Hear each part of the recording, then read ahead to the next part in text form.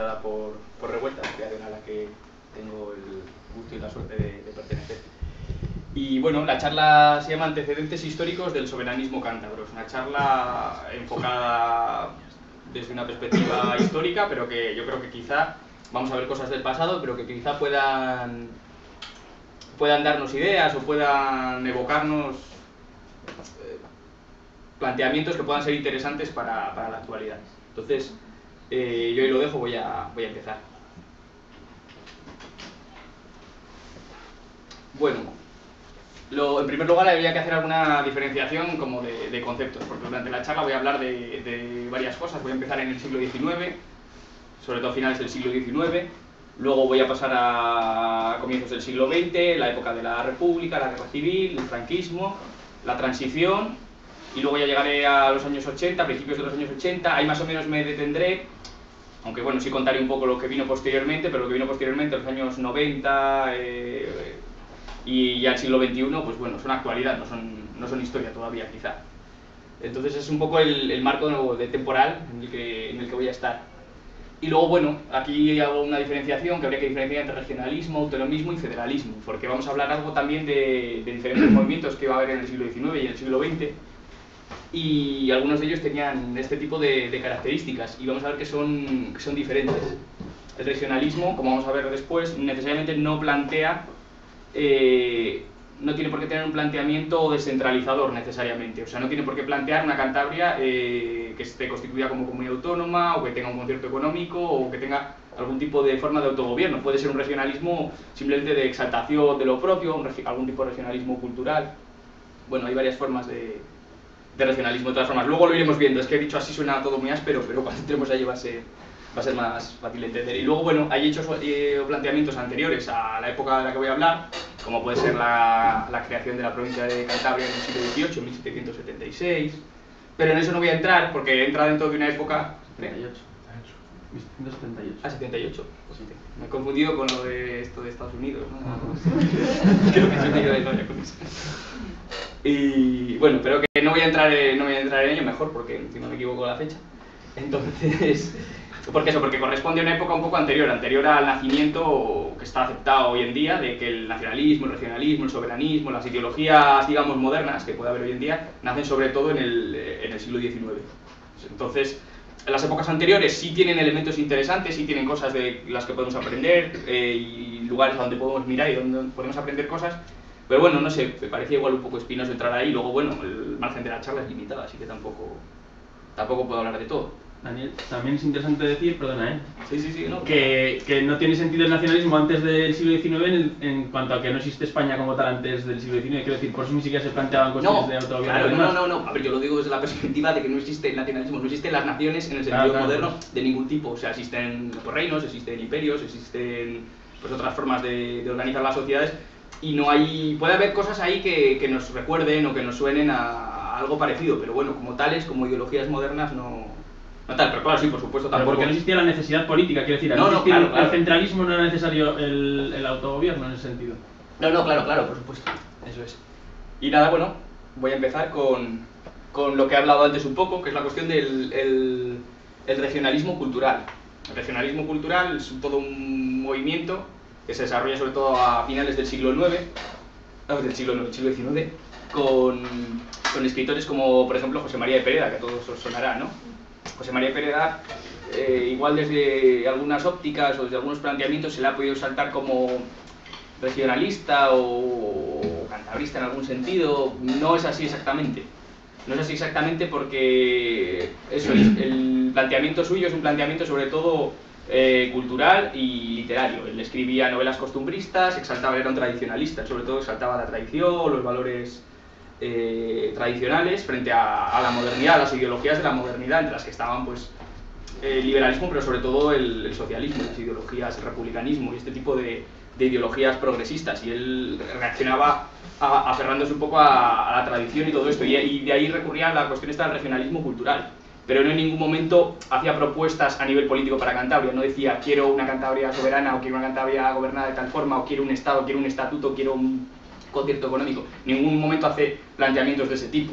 Él, cuando hablo de él, le cojo un poco como modelo porque es el más conocido, pero había varios escritores también un poco que van en esta línea.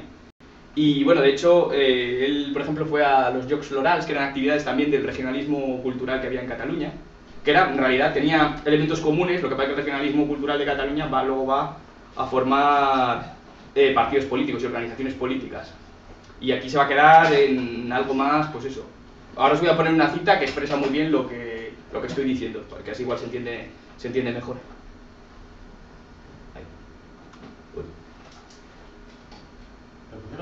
Joder. Con las fechas, las fechas Ah, del teclado, sí, para adelante. Las flechitas. Sí, ahí está, vale.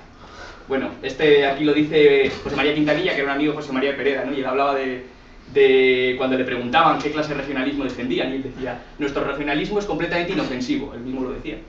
O sea, esto no me lo estoy inventando yo, no se opone a nada ni va contra nada, es platónico y del orden artístico y literario.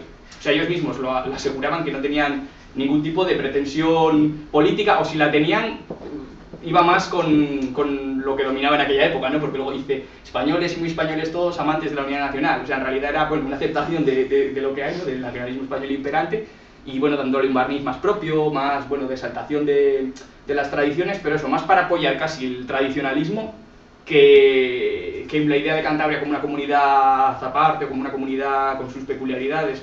El planteamiento era más bien ese. Bueno, dejo un poco por si queréis terminar de leerlo. Pero bueno, es bastante representativo un poco del planteamiento que había en esa época. Entonces, esto lo pongo no tanto como un antecedente del soberanismo cántabro, sino como un quizá no antecedente, o bueno, o algo que se puede interpretar como un antecedente, pero que no lo es exactamente, más bien. Lo digo también porque muchas veces se acusa, pues, a las personas que tenemos una ideología soberanista o cantabrista, ¿no? De venir un poco de toda esta tradición, de Pereda y todo esto, cuando en realidad es más bien al contrario. Pero bueno, sobre este autor habría mucho que hablar, pero no me quiero centrar demasiado. Si hay alguna duda o alguna cosa, ya que somos pocos además, que tengáis, o algo que os resulte que no entendéis bien o que queréis que explique más, me decís, sin problema.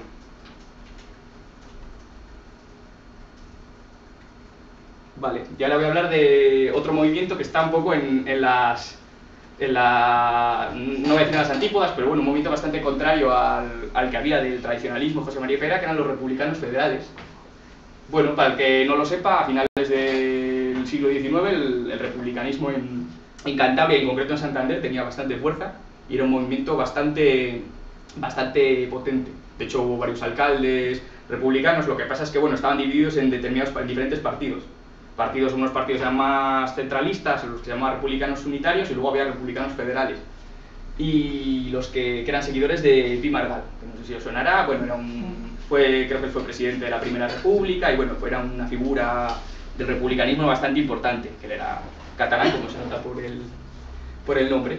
Y bueno, los republicanos federales, estos de finales del siglo XIX, plantean la creación de un estado cántabro, así dicho con estas palabras, luego pondré el periódico, que aunque el nombre se llama Estado Cántabro, en realidad incluye lo que se llamaba la montaña por aquel entonces, que era la denominación más común para Cantabria, Asturias y León. Ese era como lo que iban a llamar ellos el Estado Cántabro. Y la idea era que ese Estado se federara con otros diferentes estados, y ellos, bueno, tenían un planteamiento muy utópico, que era que todos esos estados se federasen hasta formar una federación mundial, prácticamente. O sea, ellos partían, digamos, del Estado Cántabro hacia la federación mundial. Luego os pongo un fragmento porque es una cosa bastante curiosa. ¿Y le llamaban así Estado Cántabro? ¿verdad? Sí, ahora os lo pongo, sí. Lo que pasa es que, digo, con el matiz ese, que incluía, o sea, le llaman Estado Cántabro, entonces quizá no está demasiado definido en el sentido de hoy en día, pero bueno, le llaman Estado Cántabro la montaña Asturias y León, o Cantabria actual, Asturias y León.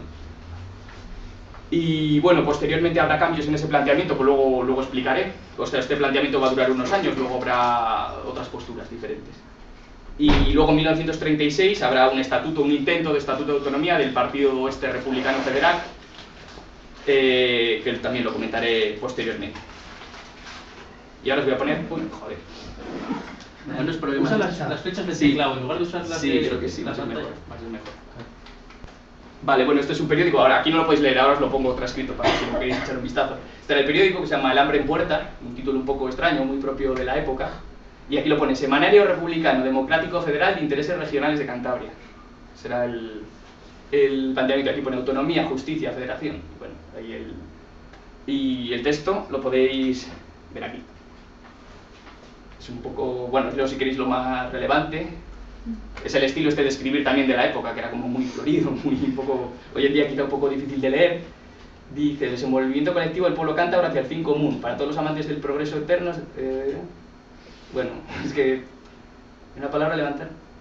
Todas las aspiraciones lógicas de los hijos de Cantabria para manumitir de las garras de la bestia apocalíptica triunfante, la centralización, que es la bestia apocalíptica triunfante, a la región montañesa, que con sus limítrofes hermanas regiones bañadas por el mar azulado y fiero, aspira a constituir dentro de la aspiración federalista el Estado regional de Cantabria, por la federación unido a los demás estados regionales y constituir el primer eslabón de una cadena que enlace en una sola nación a todos los estados formados por la diversidad de razas que pueblan el planeta.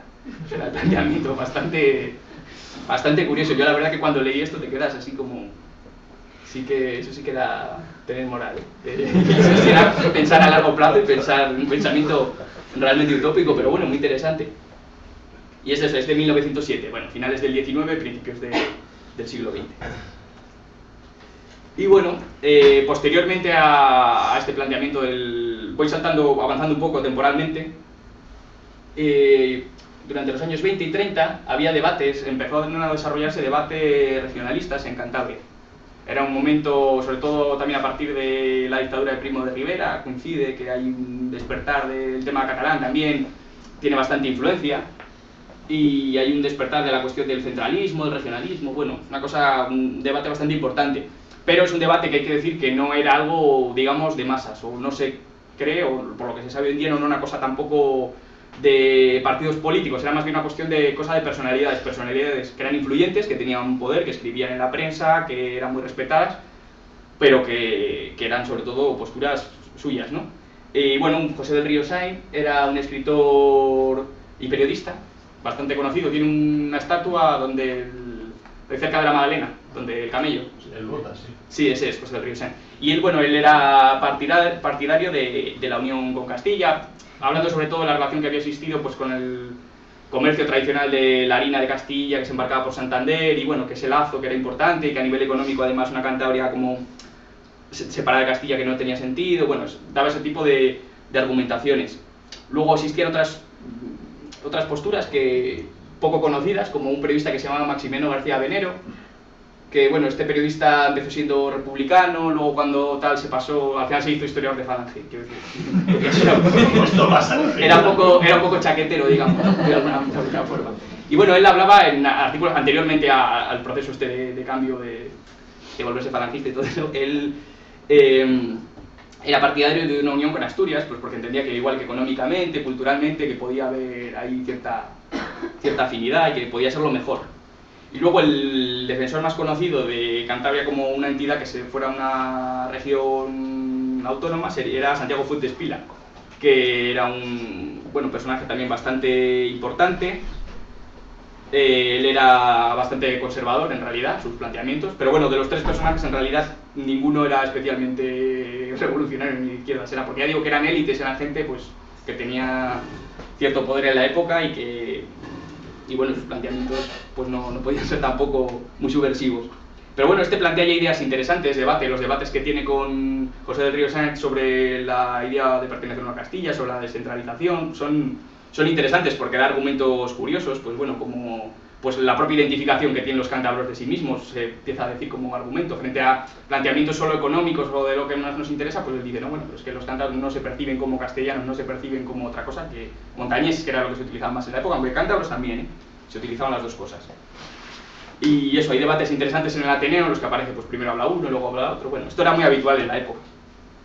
Y bueno, hay algunas publicaciones muy curiosas, aunque poco conocidas, como esta que se llama Centralismo y Regionalismo, escrito por Mateo Escajedo Salmón, que era un cura, y él propone una Cantabria autónoma que esté organizada a través de los concejos. Su planteamiento, bueno, es un personaje bastante curioso, porque él tiene un planteamiento más bien conservador, pero tampoco está escrito como a nada concreto, va un poco por libre. Y tiene un planteamiento un poco tradicionalista, pero bueno, fue una de las personalidades que más afirmó la cuestión de la identidad cántabra como separada, como diferenciada de otros pueblos de la península, y bueno, hizo estudios de historia que para la época eran bastante interesantes.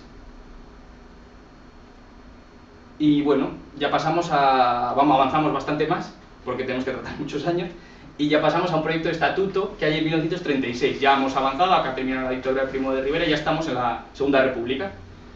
La Segunda República, como sabéis, es un momento también de que se plantean estas cosas, de los estatutos. Hay un estatuto de autonomía para Cataluña al principio de la República, que trae también, hay bastante conflicto con este tema. El País Vasco también está redactando su propio estatuto, en Galicia se está planteando, en Andalucía se llega a aprobar un estatuto unos días antes de la guerra, y claro, en otras pues, nacionalidades y pueblos de la península pues, se está planteando también esa misma cuestión, y en Cantabria, por supuesto.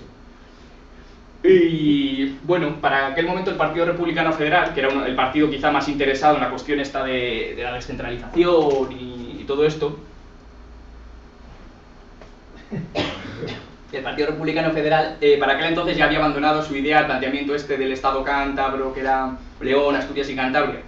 Habían abandonado ese planteamiento y se cree, esto bueno, son teorías que dicen algunos historiadores, como por ejemplo Diego Sanabria, que está entre el público, pero que lo dice con fundamento, o sea, no es una pedrada que se le haya ocurrido. Que parece que lo he dicho y ha sonado como lo cuenta él, porque... No, que posiblemente existieran dos posturas dentro del Partido Republicano Federal, y de hecho se sabe de alguno de ellos que había opiniones a favor de la integración con Castilla y había opiniones a favor de una Cantabria independiente o aparte de Castilla. Entonces una forma quizá de conciliar las dos posturas es la denominación esta de cántabro castellano, pero claro, pasamos a ver lo que dice el propio proyecto de estatuto, lo que plantearon ellos, en realidad, os leo lo que pone. Además dice, ¿por qué le hemos puesto este nombre? Lo menciona el propio estatuto, porque imagino que para la propia gente de la época sería un poco raro, ¿no? ¿Qué cántabro castellano? ¿Qué me están diciendo?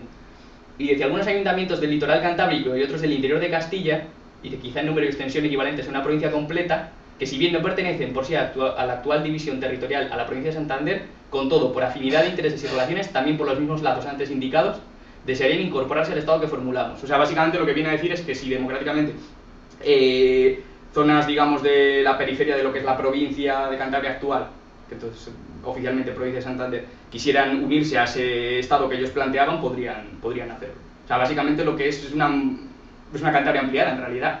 No ampliada democráticamente por la libre voluntad de los ayuntamientos o de los pueblos que están alrededor de Cantabria. Pues, por ejemplo, se me ocurre, estarían pensando ellos, por ejemplo, en la Pernía, por ejemplo, la zona del norte de Palencia, que tiene muchas afinidades con Liébana, por ejemplo, podrían estar pensando en eso. Podrían estar pensando en Brañosera, podrían estar pensando en la zona de las Machorras, por ejemplo, en la zona pasiega que queda como al norte de Burgos, quizá estarían pensando en eso, como en eso de afinidades. De facto pasó un año después, Arija y otros pueblos limítrofes se incorporaron a Cantabria en una situación de guerra. Y de hecho en Arija hay gente que todavía dice que es Cantabria. Sí. Pero bueno, el planteamiento, ya digo, que el planteamiento que ellos tenían no era un planteamiento de decir, bueno, esto nos lo vamos a anexionar porque sí, no era decir, bueno, si ellos quieren unirse, está abierto esa posibilidad de ellos que se unan. De la misma forma también dejan vía libre, y eso lo dicen, a aquellos, digamos, no sé si en qué estarían pensando, porque no lo sé, pero aquellos pueblos que quisieran incorporarse a un estado federal vecino también podrían. O sea, es como, vamos a dejar que decidan un poco las localidades a quién quieren unirse, reconstruir un poco el mapa provincial que había por aquel entonces. Y bueno, el planteamiento es un estado autónomo dentro de la República Española, o sea, no es un planteamiento tampoco soberanista, ninguno de los planteamientos que estoy diciendo es netamente soberanista, pero bueno, son antecedentes, son planteamientos que ya dicen cosas interesantes y sobre todo que son muy avanzados para la época de la que estamos hablando. Y ellos hablan de que en realidad lo que a ellos les gustaría es hacer una federación ibérica, incluso hablan de hermanarse o algún tipo de unión. Los republicanos federales estos es que eran muy utópicos ellos, con pueblos de Latinoamérica también, como algún tipo de federación ahí entre, bueno, la península ibérica y Latinoamérica. Por imaginación que no quede, tenían bastante no sé, un pensamiento bastante utópico, pero interesante. Y luego, bueno, los planteamientos que tiene ese estatuto, este proyecto estatuto, que no se llega a aprobar nunca. Es un proyecto que ellos presentan al resto de partidos del Frente Popular y de Izquierda, y los partidos lo ven, les agradecen el esfuerzo de elaborarlo y todo esto, pero ¿qué pasa? Que esto lo presentan el 5 de junio del año 36. La guerra civil empieza el 18 de julio, o sea, prácticamente un mes y poco, o sea, desde que les entregan. Entonces, claro, el 18 de julio, el 17 de julio mismamente, con todo lo del alzamiento franquista y todo esto, lógicamente los partidos no pueden ponerse a debatir sobre esa cuestión porque están, vamos, la situación es desesperada, ¿no? Y tienen que solucionar la cuestión del golpe de Estado como sea, cuanto antes. Pero bueno, los planteamientos que tiene son muy progresistas: laicismo, protección social, sufragio universal de hombres y mujeres, habla de la protección de los derechos humanos ya en esta época, eso es interesante también, y cuenta, bueno, por supuesto Cantabria en ese estado federal tiene muchísimas competencias, pues habrá un montón. Lo que pasa es que no, tampoco he hecho una lista de todas, pero... Pues tenía exteriores, tenía acuñación de moneda... No, eso es, ahora lo veremos, eso, bueno, que sí lo tenía, pero que es que Cantabria lo va a tener de facto, todo eso. Ahora lo vamos a ver cómo. Bueno, este era el proyecto de estatuto regional. Y bueno, aquí empieza el tema de la guerra civil. No sé qué tal, voy a explicar un poco el contexto. Algunos ya lo sabéis, pero no viene mal recordarlo, porque si no, no se entiende bien todo esto. Bueno, Cantabria queda aislada junto con Asturias y con el País Vasco. Bueno, voy a poner un mapa que es más fácil. Bueno, Cantabria queda aquí aislada de la zona sublevada, junto con el País Vasco y Asturias. Es lo que se llama el Frente Norte. Entonces queda separado del gobierno de Madrid, que bueno, posteriormente se traslada a Valencia. Y entonces eso va a tener bastante repercusión en la descentralización, en los planteamientos descentralizadores, porque claro, ellos estaban haciendo, Cantabria, Asturias, País Vasco hicieron la guerra por su cuenta totalmente, prácticamente con poca ayuda exterior y con sus propios recursos como pudieron. El País Vasco tenemos que recordar que claro, a partir del estallido de la guerra, ellos desarrollan su propio estatuto de autonomía, tienen un lehendakari, el primer gobierno vasco y todo esto. Asturias también desarrollará un gobierno más o menos autónomo que se llamará el Consejo Interprovincial de Asturias y León, y Cantabria va a desarrollar un gobierno autónomo propio que va a llamar Consejo Interprovincial de Santander, Palencia y Burgos. Si os fijáis, en realidad era lo de Asturias y León, Santander, Palencia y Burgos, en realidad eran provincias de Santander de entonces, o sea, de Cantabria, y Asturias. Pero no, de León había un poquitín del norte y de Palencia y Burgos pues un poquitín de la zona del norte, precisamente la zona así más montañosa, y que curiosamente es la quizá más próxima así culturalmente y en todos los sentidos a Cantabria.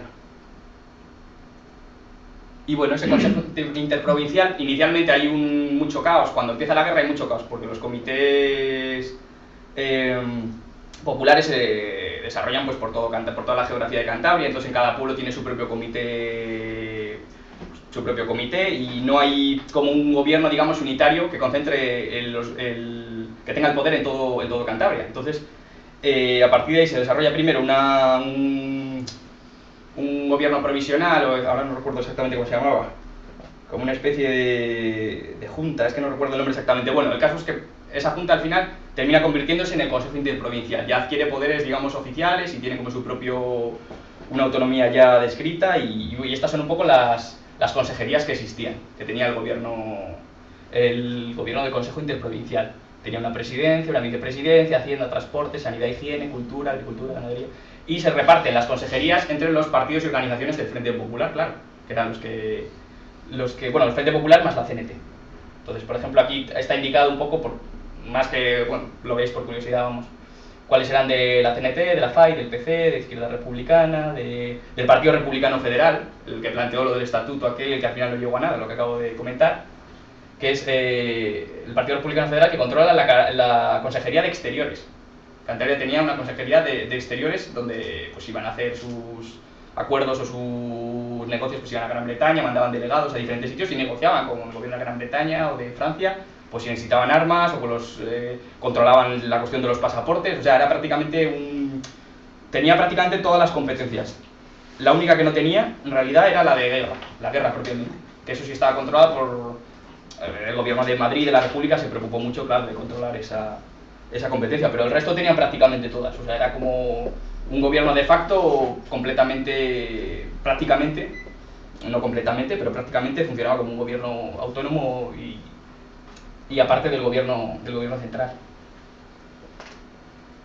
Y bueno, dentro de estas organizaciones, cabría preguntarse cuáles eran favorables al autogobierno de Cantabria o cuáles no, porque claro, esto se había dado por una cuestión circunstancial. Cantabria se había quedado aislada, como ya había explicado antes, y habían tenido que formar este gobierno, pero ellos, ¿qué idea tenían en realidad de esto? ¿Les parecía que cuando se ganara la guerra esto podía ser una buena opción, lo de seguir teniendo algún tipo de gobierno autónomo? Pues había diferentes visiones. Aquí comento que el José Domingo Samperio Jáuregui, que era el consejero de Hacienda de la Unión Republicana, él pidió a ver qué competencias se podían transferir a esta Junta, y él era un destacado defensor de la autonomía y de la soberanía de este Consejo Interprovincial. Luego la CNT quiso formar un comité de defensa ya en los últimos meses que asumiera todas las competencias ya directamente, incluso la de guerra, todas, absolutamente todas. Pero bueno, todo esto va a durar unos meses, porque luego en el 26 de agosto del año 37 cae la ciudad de Santander, con ello la mayoría de Cantabria, y desaparece ya el Consejo Interprovincial, pero por una cuestión de conquista militar pura y dura, en realidad. Y bueno, estas son algunas de las frases o referencias que se hacían que había en la época, que aparecían en la prensa. Y bueno, aquí el consejero de Hacienda del Consejo Interprovincial, pues aquí dice eso, que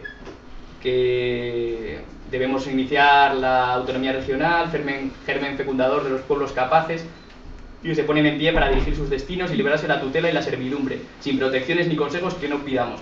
La montaña está capacitada para ponerse en pie.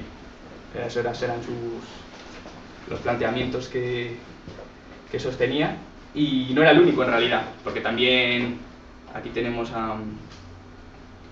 Bueno, este es el presidente de Juan Ruiz Olazarán, que era el presidente del Consejo Interprovincial. Estaba aquí le tenemos en el Ayuntamiento de Torlavega, que es presidiendo un desfile militar durante la guerra.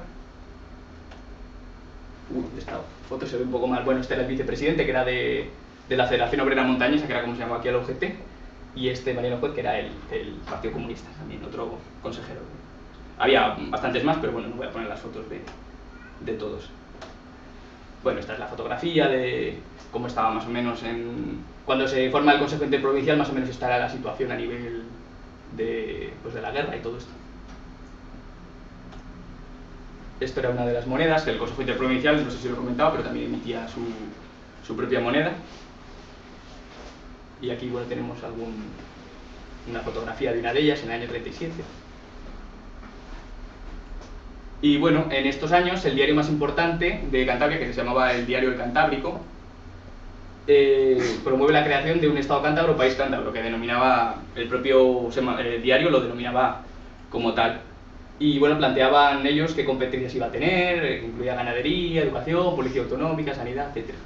Y bueno, este fragmento que se cita bastante porque es bastante interesante y que lo podéis leer si queréis.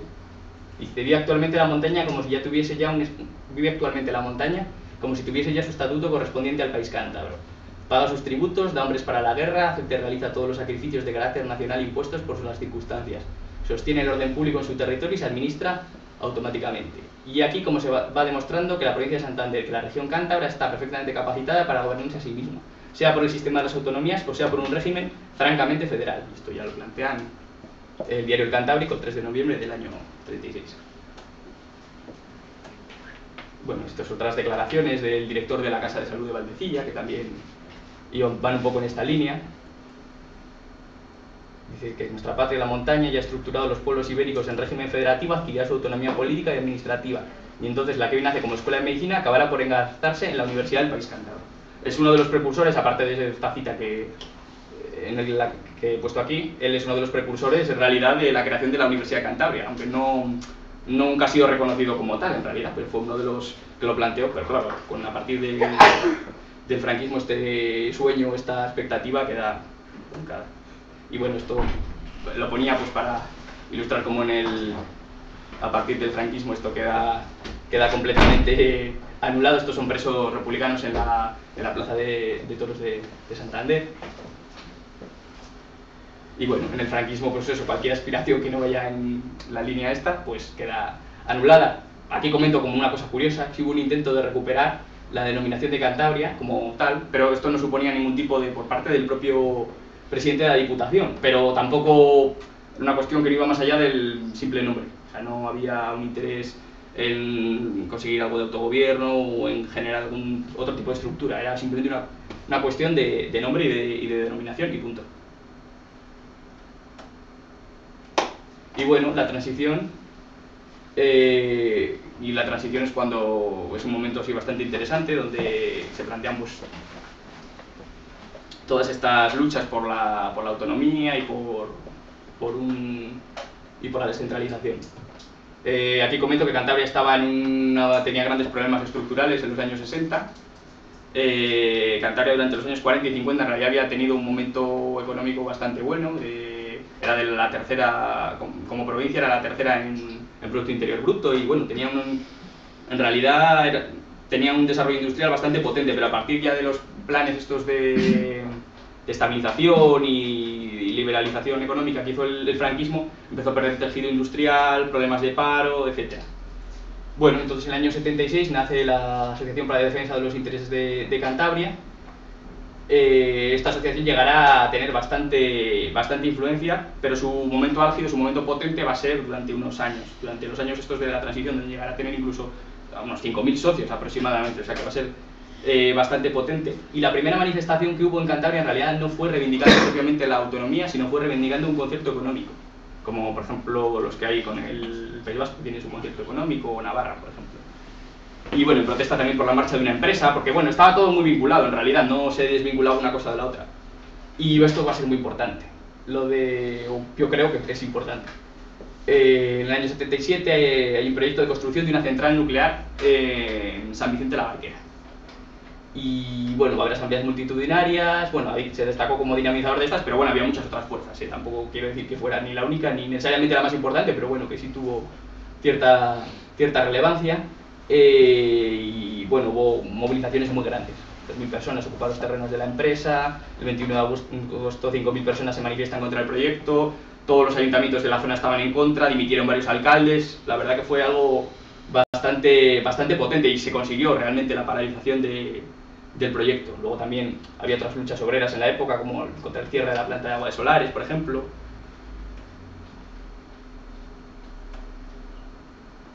Vale, bueno, estos son algunos titulares de la prensa de entonces. Unas 4.000 personas se manifestaron allí en defensa de los intereses de Cantabria. Esto es en el año 76, es un momento en el que, así clave de la transición, justo acaba de subir al poder Adolfo Suárez, ahí empieza a haber algo de libertad de manifestación, se pueden hacer algunas movilizaciones, aunque muy limitadas. Esto es una de las... no se verá muy bien, bueno, aquí se ve una pancarta que pone por el concierto. Se refiere al concierto económico, no a un concierto de... lógicamente. Dice aquí, los pescadores en paro por un salario justo. Bueno, todas las reivindicaciones iban muy unidas, en realidad. Se trataba de conseguir pues, un marco de autogobierno, de descentralización mejor, pero para conseguir también un modo de vida mejor y mejorar las propias condiciones de vida. Estaba todo muy relacionado. Bueno, estos son manifestantes contra la central nuclear de San Vicente en agosto del 77. Aquí se ve con la bandera del Partido de los Trabajadores. Y algo se ve la pancarta de lo de San Vicente. Bueno, fotografías y eso es difícil encontrar fotografías de esta época, la verdad, me ha costado un montón. Y bueno, luego al final cito dónde las he sacado las fotografías, pero la verdad que me ha costado. Y bueno, el Día de la Montaña, que se celebra en Cabezón de la Sal, se crea un organismo unitario para la autonomía de Cantabria, que lo integran sobre todo, o casi mayoritariamente, organizaciones de izquierda en general. Y convocan posteriormente una manifestación, que va a ser la más grande, de unas 15.000 a 20.000 personas, por la autonomía, que irá por las calles de Santander. Y bueno, aquí salen un poco los partidos que estaban más favorables a una Cantabria autónoma, que eran en general pues Izquierda Democrática, Partido Comunista, Partido Socialista Popular, Partido del Trabajo, PSOE, Partido Carlista, y firman un compromiso autonómico. Y luego había partidos favorables a la unión con Castilla, como eran la UCD y Alianza Popular, aunque tiene excepciones en ambos partidos. Dentro de los propios partidos había gente también que estaba a favor también de la Cantabria autónoma. Bueno, luego también Comunión Tradicionalista, y seguramente me deje otras fuerzas políticas que había, seguramente con diferentes visiones, pero bueno, por citar. Y bueno, uno de los diputados de UCD participó en el proceso preautonómico de Castilla y León, y eso generó también bastantes tensiones porque y desencadenó protestas. Integraron luego la ACECA, que se llamaba la Asociación de Cantabria en Castilla, que formaba sobre todo pues, gente vinculada a la UCD o del sector, sobre todo de la oligarquía, y gente bastante influyente, pero escasa en número. Y ya en el año 79 hay una petición de ayuntamientos y de la propia Diputación Provincial que piden la autonomía según la Constitución. Bueno, esta es la foto del organismo unitario para la autonomía de Cantabria en Riocín, en el Cabezón de la Sal, en el Día de la Montaña. aquí una de las fotografías. Bueno, esta foto se ve fatal. Esta está sacada de un... es que claro, parecía muy pequeño. Está sacado de un libro que editó La Vorágine, que se llamaba Versus con Causa, que hablaba de las luchas que hubo durante la transición y... espero que no me demanden. No te vamos a demandar porque no lo editó La Vorágine y porque yo soy participo de ese proyecto. ¿No lo editó La Vorágine? No. Ah, vale, es que como lo presentó aquí pensé que lo editó La Lo Vorágine. presento aquí, pero bueno, da igual, ¿eh? Sí, no, lo decía de broma, lo de demandar, No, entonces... Ese proyecto se hizo cuando se tiró la prisión provincial. Otro compañero que trabaja en temas de servicios sociales en el ayuntamiento y yo hicimos el proyecto por un tema de subvención del Ministerio de Presidencia del tema de memoria histórica. O sea, que no te vamos a demandar. Gracias. No, pues tiene una foto que lo que pasa es que, claro, aparece muy pequeño y bueno, la he escaneado yo también bastante mal, tengo que decirlo. Y aquí aparece Autonomía para Cantabria y bueno, una sopa de siglas aquí de organizaciones, pues se ve ORT, PC, PT, MC, comisiones, bueno. Pero bueno, más o menos se ve, ¿no? Y bueno, esta es una encuesta que hizo el diario Montañés de favorables a la autonomía, dividida como por zonas más que por comarcas, con favorables al sí un 65%, al no un 20%. Estamos ya hablando del año 80, cuando ya está el tema ya bastante avanzado. ¿No se ve bien? Es interesante, no molaría ver los datos por zona, ¿sabes? Ah, vaya. Bueno, pues nada. También lo escaneo yo bastante mal, también disculpa. No, y si os cuento cómo he puesto las fotos estas, bueno, mejor no lo cuento. Es que tenía el escáner estropeado y lo tengo que hacer haciendo una fotografía, y por eso quedaba así. Pero para la próxima prometo hacerlo un poco mejor.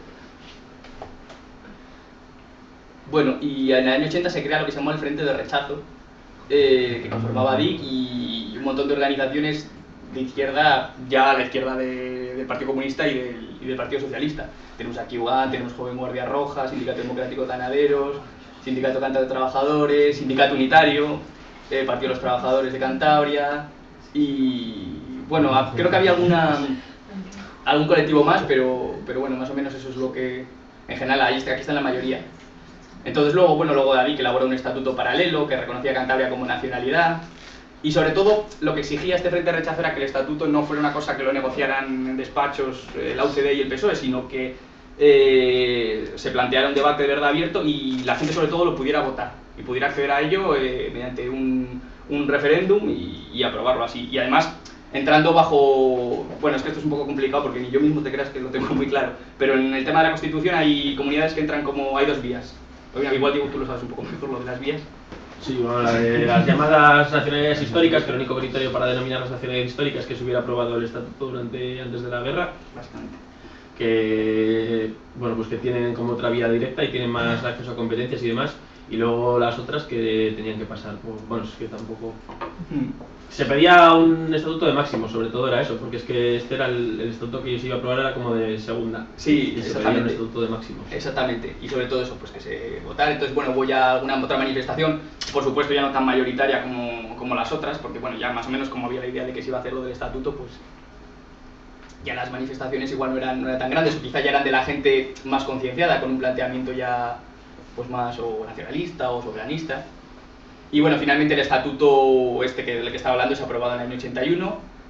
El Partido Socialista, el Partido Comunista lo valoran positivamente, el Partido Regionalista, que se fundó en el año 78, también lo ve como bien, aunque bueno, hace alguna crítica, pero bueno, en general también se ve conforme.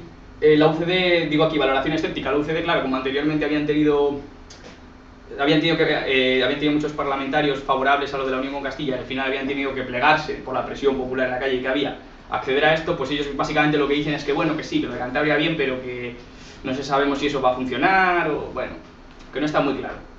Y bueno, lo triste es que ha sido esa gente la que luego ha gobernado la UCD, posteriormente el Partido Popular, etcétera. Han sido los que han gobernado y bueno, y la postura totalmente opuesta de Alianza Popular, que era el partido de Fraga por aquel entonces, que directamente es contrario. O sea, la UCD es una postura tibia y la Alianza Popular directamente contraria. Y luego bueno, habéis comentado que era un estatuto incapaz de satisfacer los deseos autonómicos de los hombres y mujeres de este país, de Cantabria, ¿no? Y bueno, esta era una pegatina de la época, no este estatuto por una verdadera autonomía frente al rechazo.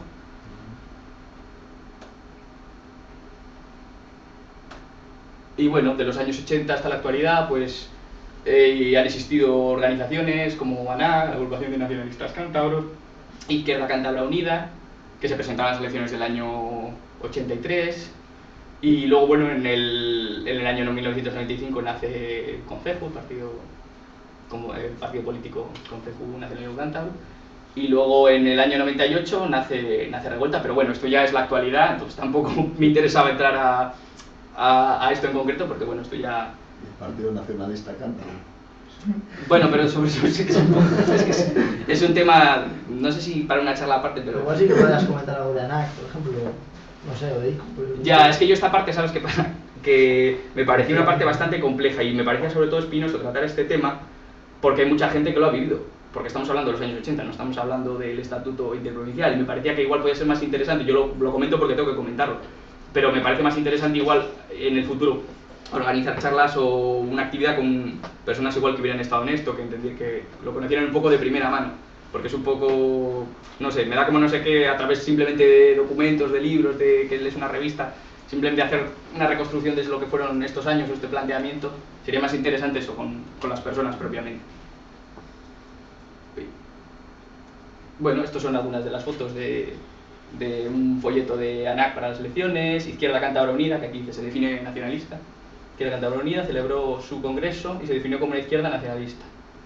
Y bueno, la noticia es un poco más larga. Esto de Izquierda Cántabra Unida tenía bastante fuerza, por lo que sé, en Castro, era un sitio donde sacó varios concejales además. Esto es una manifestación en el año 83 contra solidaridad con Nicaragua. Y nada.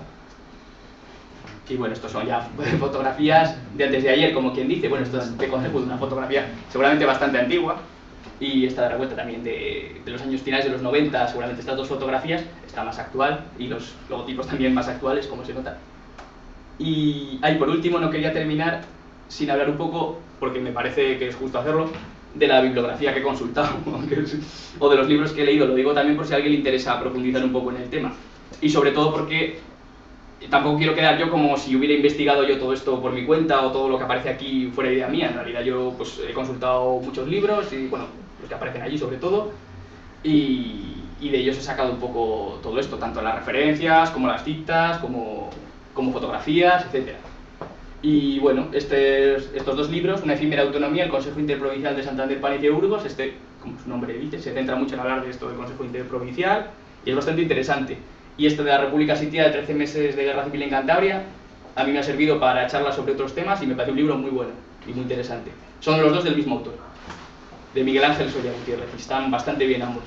Luego Crónica del regionalismo en Cantabria, de Benito Madariaga la Campa, es un libro un poco antiguo, quiero decir que seguramente hoy en día se le podían añadir algunas cosas más, pero bueno, tiene también alguna cosa interesante. Luego La montaña republicana, culturas políticas y movimientos republicanos en Cantabria, para hablar sobre todo de la parte esta de los republicanos federales. Y luego, bueno, también una tesis final de máster que hizo Diego, está por aquí, que es sobre el coronismo cantario, el gentilicio cántabro en la contemporaneidad, desde un enfoque de historia conceptual, que es bastante interesante también. Y luego, bueno, otro libro para hablar más de la parte esta última, es Presencia e influencia de ADIC en la historia de Cantabria, que aunque parezca que solo te va a hablar de lo de ADIC, en realidad te está hablando de todo el proceso de la transición, de las luchas que había, obreras, por la autonomía, por el autogobierno, el concierto económico, lo de la lucha, ahí te lo cuenta muy bien, lo del tema de la nuclear de San Vicente, trata temas muy interesantes y en realidad yo no conozco más libros, he conocido muy pocos libros que traten toda esta época y estos temas tan en profundidad. La verdad me parece un libro bastante interesante. Y luego, bueno, aquí es donde he sacado algunas fotografías de la página web de ADIC, que tienen fotografías antiguas, de la página del PT, una de las fotografías que había, otra de una que salía el presidente del Consejo Interprovincial, también la saqué de ahí, y luego de un blog que es de donde saqué la idea lo del director de la Casa de Salud de Valdecilla y la idea esta de la Universidad del País Cántabro. Y nada, eso es un poco... Con esto ya habría terminado y nada, si tenéis dudas, preguntas, no sé qué os ha parecido, si os ha parecido que he ido muy rápido, si os hubiera gustado que me hubiera centrado más en alguna cosa, no sé, comentar lo que os parezca.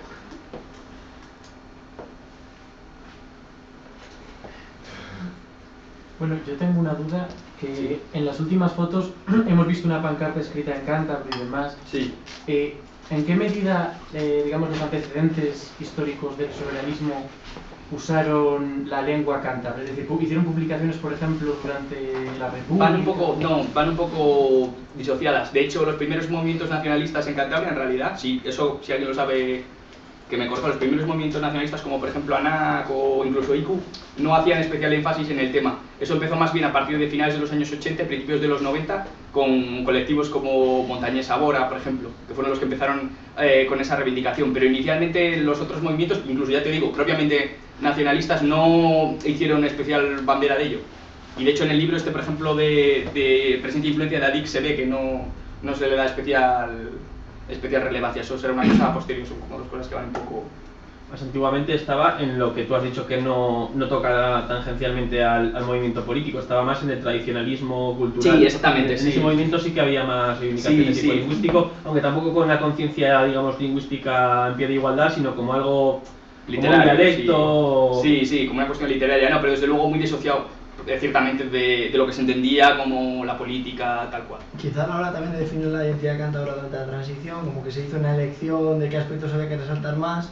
Por ejemplo, yo creo que la cuestión de la mitología en Cantabria nos la hemos comido por todas partes y todo el mundo sabe mitología en Cantabria porque fue una de las apuestas culturales de la gente que planteaba el autogobierno y pues la cuestión lingüística quedó bastante relegada. Sí, sobre todo yo lo que he visto más, por lo que he leído y tal, en los años 80, sobre todo es la reivindicación eso de poder decidir sobre tus propios recursos, poder decidir tu política económica, o sea, tiene bastante de esos elementos, también por supuesto elementos culturales, por supuesto, pero hay mucho de eso también. Sí, pero lo que dice Paul, en lo simbólico, yo incluso más que la mitología, si lees, es las guerras, o sea, la historia antigua de Cantabria, el pueblo irreductible, el pueblo no sometido, Vindio, ¿no? Los libros que hacía Isidro Cicero, todo esto. O sea, el tótem de la construcción de Cantabria era la historia antigua, que es un poco triste, ¿no? Remontarse 2000 años para buscar referentes, pero la realidad era esa. Sobre todo era el referente. Y luego lo de los recursos y el autogobierno y demás que comenta Daniel. Sí, eso. La pesca, la ganadería que se estaba hundiendo en aquella época por no poder vivir aquí. Sí. Y luego, sobre todo, estas cosas adquieren mucho auge cuando se dan situaciones de maltrato por parte del gobierno central, como puede ser la situación de la central nuclear que has comentado tú en proyecto y todo eso, o como se puede estar dando ahora la situación del fracking, que es cuando en el territorio de aquí se entra en contradicción con la voluntad del gobierno de Madrid. Aquí la gente quiere una cosa y desde Madrid digamos que se pone por debajo a los intereses de la gente de aquí, a sus intereses económicos de marco imperial, y te obligan, y eso sí que genera una sensación de queremos decidir aquí. Claro, sí, es que os quería leer una cosa sobre, me pareció, cuando hablan de la primera manifestación está la del concierto económico, que comenté antes, que puse alguna foto de 4.000 personas y tal, hay una crónica que cuenta La Hoja del Lunes, un periódico de por aquel entonces, y que me parecía bastante curioso cómo lo contaba aquí lo dice. Habla de la movilización y dice: escasa representación de las autoridades provinciales, abundante representación de la clase obrera, algunos miembros de comisiones obreras, etc. Estamos en el año 76, es que es prácticamente de las primeras manifestaciones que se hacen legales, digamos, tras la muerte de Franco. Numerosos pescadores del barrio pesquero, en paro y con pancarta alusiva, que ya lo vimos en la foto de los pescadores en paro. Algunos empresarios y cántabros en general conscientes de que la situación actual de recesión tiene que ser rota por alguna parte. Se notaron las ausencias de los presidentes de los consejos provinciales de trabajadores y empresarios, del presidente de la Diputación y de otros diputados, y sobre todo del público de la capital. Eso es un poco lo que dice porque bueno, vinieron bastantes autobuses de Torlavega, de Corrales, de Camargo, y bueno, me parecía una cosa curiosa, ¿no?, para comentar.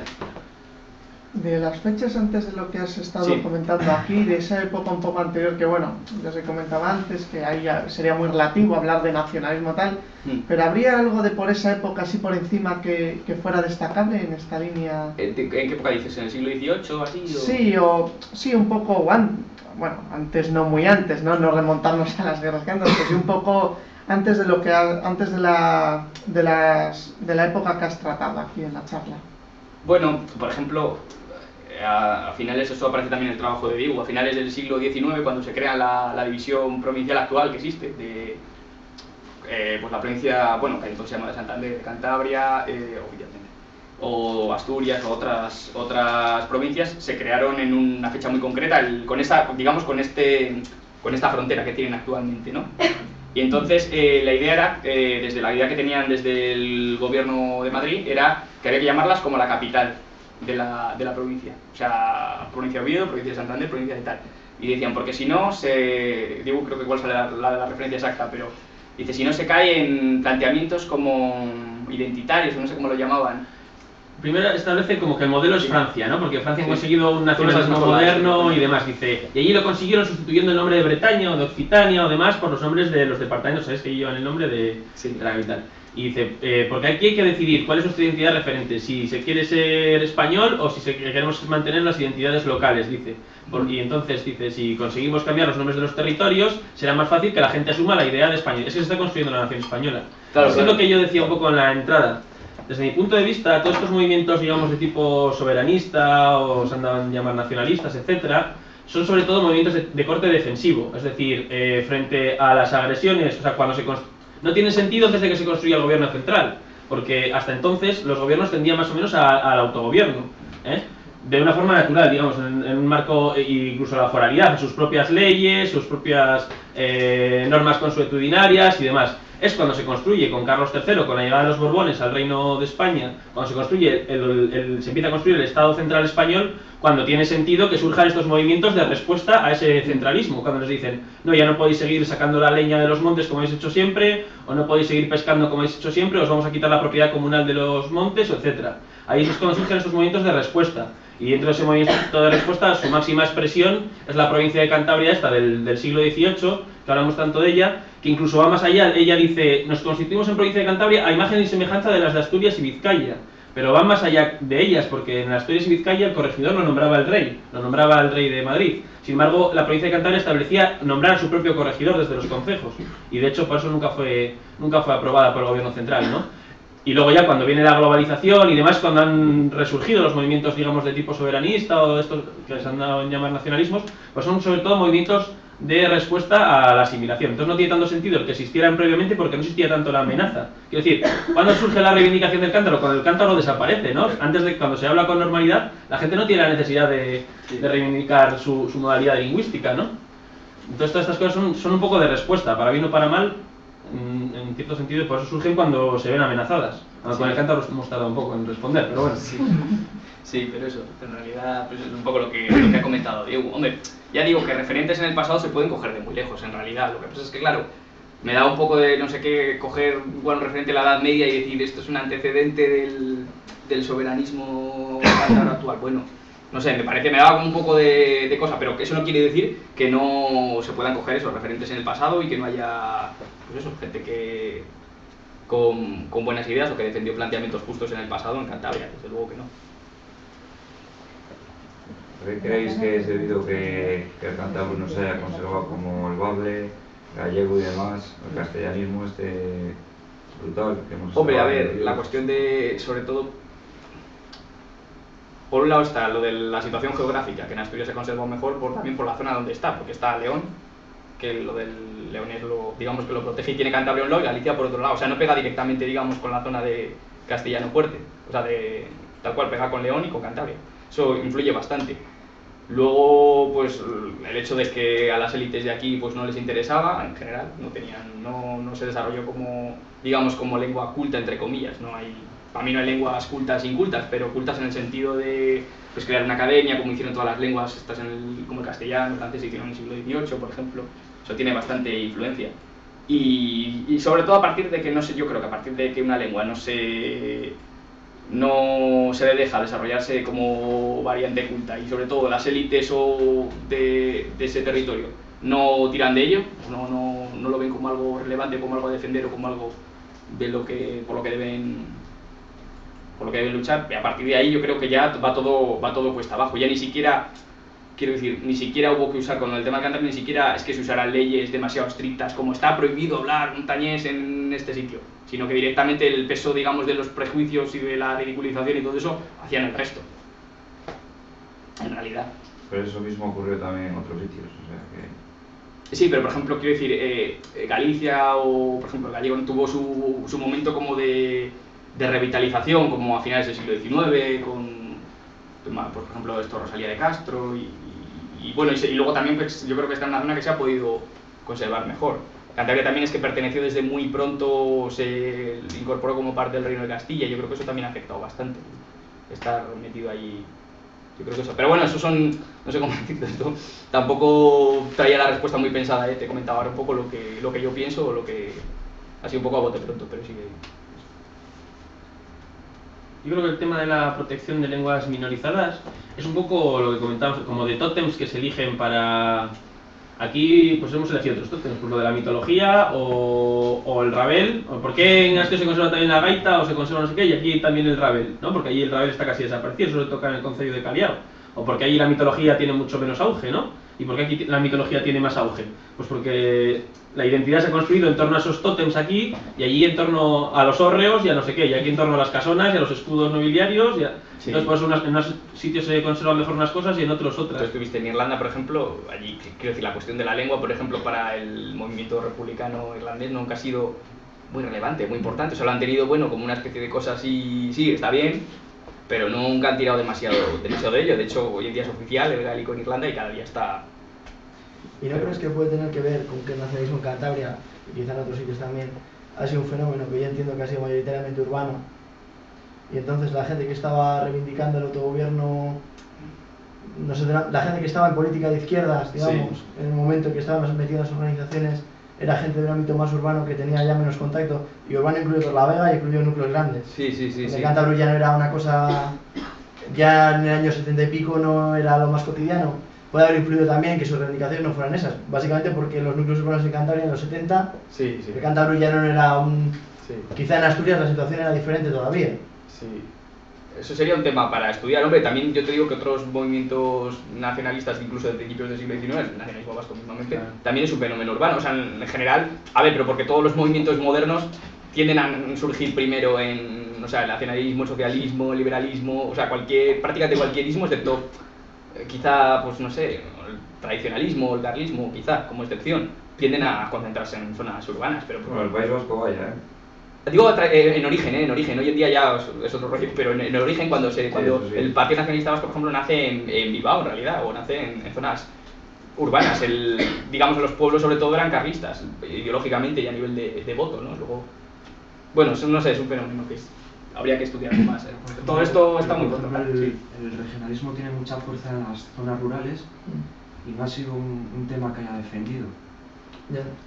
Porque el regionalismo, como explicaba en la introducción que hace ahí de sí, la bandera rojiblanca de Santander, pero encima bien la rojigualda y tal, como el orgullo de ser cántabro es haber colaborado o haber participado de todas las glorias imperiales de España, del surgimiento del castellano, del descubrimiento de América, o sea, es como que esto era la cuna de toda la grandiosidad de España, ¿no? Entonces nos alejábamos de lo propio y nos intentábamos introducir como eje propiciador de toda la grandiosidad del imperio. O sea que el regionalismo ha tenido esa, y la tiene hasta hoy en día, ¿no? Con el proyecto en comillas del... De hecho, volviendo a esto, incluso muchas veces, por ejemplo, reivindicación, o sea, lo del cántabro que utilizamos los escritores costumbristas muchas veces, o sea, a Pereda aquí, por ejemplo, que más o menos parte de sus personajes, por ejemplo, utiliza el vocabulario sacado del cántabro, de Cantabria, en parte se le idolatra, digamos, como un escritor de las letras castellanas de la hostia, ¿no? Le tienen como, cuando en realidad, no sé cómo decirlo, como que la única forma, digamos, de progresar en Cantabria es a través del castellano, no es a través de lo propio, es a través de entroncar con los intereses también que tenía la élite en aquel momento. No olvidemos también que Santander, esto ya lo comenté en la otra charla esta sobre el desarrollo urbano de Santander. Santander en el siglo XVIII cuando empieza a ser una ciudad importante, porque hasta entonces era igual de relevante que lo podía ser Castro, Laredo o San Vicente, o sea, no lo era mucho más. Llega una burguesía, sobre todo foránea, de diferentes sitios, de Castilla, de Galicia, de diferentes puntos. El caso es que en general no tenía orígenes aquí, y entonces tampoco tienen, lógicamente, ellos, tienen un determinado poder, tienen un determinado peso económico y no tienen demasiado interés como por su entorno, que es Cantabria. Entonces no se identifican especialmente con su entorno, y eso es una cosa que pesa incluso hoy en día, se nota. pero que la historia que nos cuentan eso es como una sucesión de hitos de cómo hemos contribuido a la gloria del imperio. Es Toma de Sevilla. los últimos españoles en ser conquistados por los romanos, ¿no? Porque ya se cuenta así, como eran hispanos ya, ahora eran los últimos españoles. Luego resistimos los últimos a los moros y comenzamos la reconquista, toda la no sé qué. Luego la toma de Sevilla, fueron que aparecen las cadenas en el escudo autonómico de la reconquista de Sevilla. Luego surgió aquí, por supuesto, surgió Castilla, surgió el castellano, surge toda la... Es como, la historia que nos cuentan es esa. Sí, El castellano además hace poco lo han vuelto a sacar, ¿no? Creo que había vuelto a sacar una chica Golos un trabajo sobre ella, que quedó aquí. bueno, eso... No saco más el diario que la chica, en realidad. Porque la chica hizo una cosa y el diario... Es que la chica está en realidad, mira, tiene que ver con lo que estamos hablando.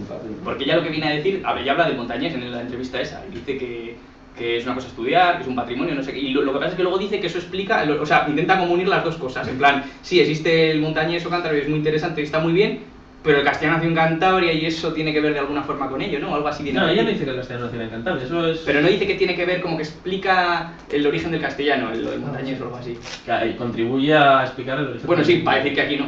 No, me imagino que igual será eso, no sé, bueno.